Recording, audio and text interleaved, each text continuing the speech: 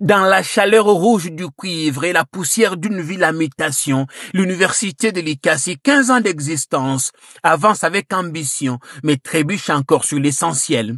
Des salles bondées, des bancs absents, des rêves contraints de rester debout. Mais ce vendredi, le décor a changé. Sur l'esplanade centrale, 250 bancs flambant neufs ont été livrés par le service national devant cadres, étudiants, autorités académiques et riverains. Une opération chirurgicale, troisième du genre, après l'UNILOU et l'ISP, dans le cadre de la campagne nationale de réhabilitation de l'école publique. Dans un discours tout en justesse, le recteur Louis Mpalambaboula a salué Nkasongo Kabwik, un oiseau rare, porteur d'un souffle nouveau pour cette université en quête de dignité. Béni soit ces jours à Dieu, jour de bénédiction, car un don est venu vers nous pour nous épauler dans notre mission de l'enseignement universitaire et supérieur. Mes remerciements et ma gratitude à son Excellence Félix Antoine Tshisekedi Tshilombo, qui, jour et nuit, se bat sur tous les fronts grâce à sa diplomatie agissante pour sauvegarder l'intégrité de notre territoire national et qui a trouvé en la personne du commandant du service national, le lieutenant-général Kasongo Kabwik Jean-Pierre, l'oiseau rare pour matérialiser sa vision sur l'éducation. Un discours magistral comme sait si bien le faire un professeur ordinaire. Face à lui, le général 3 étoiles, fidèle à sa méthode, moins de mots, plus d'actes.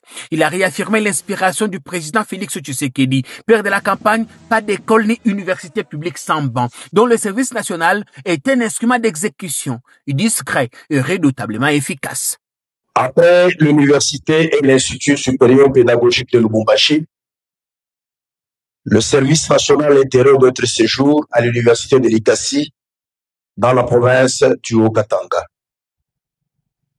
C'est sur instruction stricte et en exécution de l'ordre du commandant suprême des forces armées de la République démocratique du Congo, de la police nationale congolaise et du service national, que le service national vient doter en banc pupitre les établissements d'enseignement supérieur et universitaire, ainsi que de l'enseignement primaire et secondaire du Grand Katanga.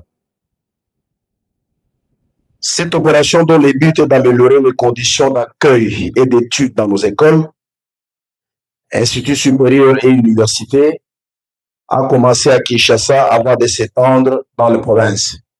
Quelques heures plus tard, le cortège file vers l'Institut supérieur pédagogique et technique de l'Ikassi, un lieu hautement symbolique. C'est ici que Kasongo Kabwik décrocha son bac il y a près de 30 ans. Ici aussi, 250 bancs livrés, soit 1250 places assises pour une institution en plein chantier. Ces 250 bancs d'une capacité d'accueil de 1250 places permettront à nos étudiantes et étudiants d'étudier dans des conditions confortables, en étant assis, bien que la révolution numérique détache les humains de l'appartenance à un sol, à un locatif et à un collectif, dans un auditoire ou un amphithéâtre. Plus qu'un geste logistique, c'est un acte fort. Un banc ici, c'est une justice rendue. Une place assise, c'est une dette de la République honorée.